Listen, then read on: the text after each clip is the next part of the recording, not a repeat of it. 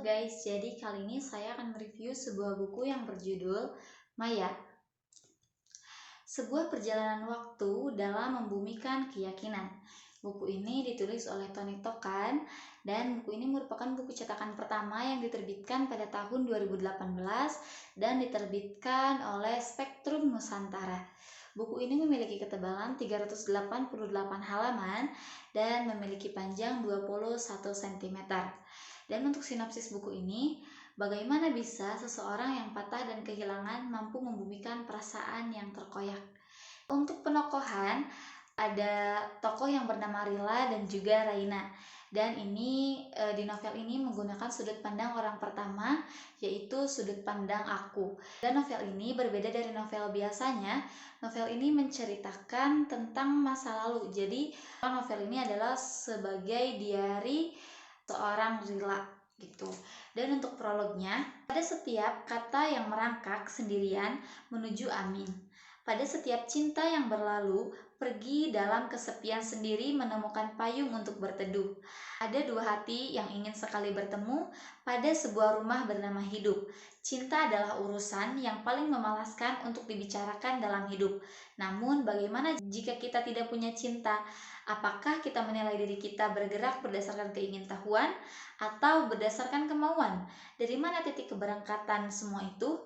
Cinta memang urusan paling memalukan sekaligus membahagiakan pada saat yang sama. Pada sebuah titik waktu yang menarik mundur, seseorang akan duduk diam di masa lalu. Pada waktu yang sama pula, waktu akan menariknya maju dan seseorang akan bergerak mengikuti waktu bergulir.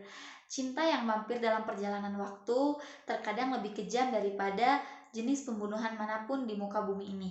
Kisah ini diatur bagaikan sebuah hentakan nafas dan hembusan angin pada setiap bait-bait puisi yang tenggelam sendirian dalam lubang-lubang kertas. Kisah ini seakan melempar seorang pria pada kebisuan dan seorang wanita pada kenikmatan perjalanan. Cinta ini kadang bisa jadi sangat tak sopan untuk mampir pada setiap hati. Mereka melaju sesuka hati dan mendekam sendirian dalam semua kemungkinan. Cinta ini memang urusan paling menakutkan untuk dikerjakan di abad ini. Pria yang terlampau mencintai akan patah hati dengan begitu sakitnya. Wanita yang jatuh cinta tanpa ampun pun akan mengalami hal yang sama. Wanita selalu memilih jatuh cinta lagi seusai patah hati. Namun, pria akan memilih menjadi penyendiri yang cukup lama seusai dilukai. Sebuah tanah kosong, selimut debu dan kembali membumi. Langkah pria memastikan tak pernah tahu keberadaannya sejak sebuah keputusan dalam kisah. Berubah menjadi bencana tak terbatas besarnya. Sungguh drastis jauh sang pria kacau. Maya menjadi sebuah urusan perasaan. Seorang pria yang meletakkan laju harap, melepaskan perasaannya, harus mengalah pada semua kemungkinan akan terluka. Cinta yang duduk dalam diam-diamnya keluar menjadi jembatan dua hati bertemu. Seorang pria jadi sangat penakut, sedangkan seorang wanita merubah diri sebagai seorang penikmat senja yang sederhana. Bagaimana cinta mereka akan berlanjut? Atau cinta mereka harus lebih memilih mengalah? Tidak ada yang tahu. Jika semesta mengizinkan, seseorang akan menjadi pulang untuk orang lain dan seseorang akan menjadi rumah untuk orang lain. Karena cinta adalah persoalan saling mengisi kekosongan yang ada. Apakah mereka mampu melakukannya dengan baik atau mereka hanya berkisah dalam segala kekosongan? Pria itu berani merombaknya dalam sebuah diari tua bersampul hitam putih dan dari sinilah segalanya bermula. Nah, itu untuk prolog. Isi bukunya, buku ini merupakan sebuah diari tua atau catatan seorang pria bernama Rila yang mencintai secara diam-diam wanita yang tak dikenalnya, yang ia temui di sebuah angkringan kopi di kota tua. Buku ini berisikan perjalanan hidup Rila tentang cinta, masa lalu, teman, perjalanan hidup, tentang keraguan, keyakinan, patah hati, semuanya dirangkum dalam dari Rila atau buku novel ini. Cerita kehidupan Rila yang dibawa naik turun dan kisah cinta yang menjadi pokok utama bahasan di novel ini. Pada mulanya Rila memendam perasaannya dan hanya sekedar mencintai secara diam-diam, kemudian berubah menjadi teman, dan kemudian berubah lagi menjadi sahabat yang saling berbagi cerita, suka duka, cerita tentang cinta, kehidupan kampusnya, kehidupan pribadi. Kemudian Riana, seorang wanita yang sangat dicintai Rila, wanita yang diam-diam dicintai Rila, adalah seseorang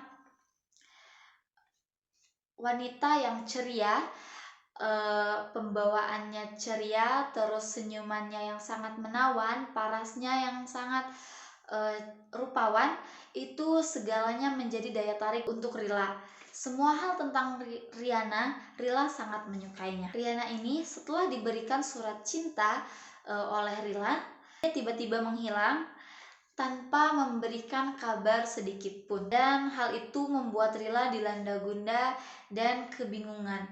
Kemudian pada saat Rila mengadakan pameran karya seni di Kota Tua, Raina, wanita itu tiba-tiba muncul dan mengembalikan surat itu kepada Rila. Rila berpikir bahwa dirinya telah ditolak dan Raina hendak pergi setelah menyatakan perkataan yang sarkas bahwa Rila tidak sama sekali tidak mengenalnya, dan Rila adalah seorang laki-laki yang pengecut dan Riana tidak suka seorang laki-laki yang pengecut.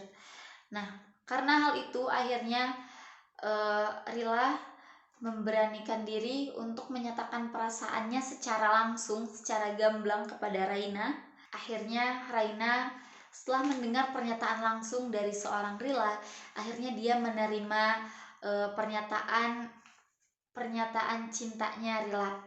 Karena Rila mempunyai prinsip bahwa cinta itu merupakan tindakan, bukan sesuatu kata-kata manis, tetapi sebuah tindakan. Tetapi Raina berpikir bahwa cinta hanya dengan tindakan itu tidaklah cukup, jadi butuh validasi. Dan karena hal itu Raina menyimpan surat yang diberikan oleh Rila. Kemudian dia ingin mendengarkan langsung pengakuan dari Rila, dan akhirnya Raina dan Rila menjadi sepasang kekasih, dan akhirnya mereka bisa bersama. Dan alasan buku ini diberi judul Maya karena saat itu Rila sedang berada di kekosongan hati dan tiba-tiba melihat seorang wanita yang memporak-porandakan hatinya. Wanita itu tidak lain dan tidak bukan adalah Raina. Karena Rila tidak mengetahui nama wanita itu, jadilah dia menyebutnya dengan sebutan Maya. Dan ini alasan Rila menamai diari tuanya dengan judul Maya. Gitu. Mungkin itu saja yang dapat saya sampaikan.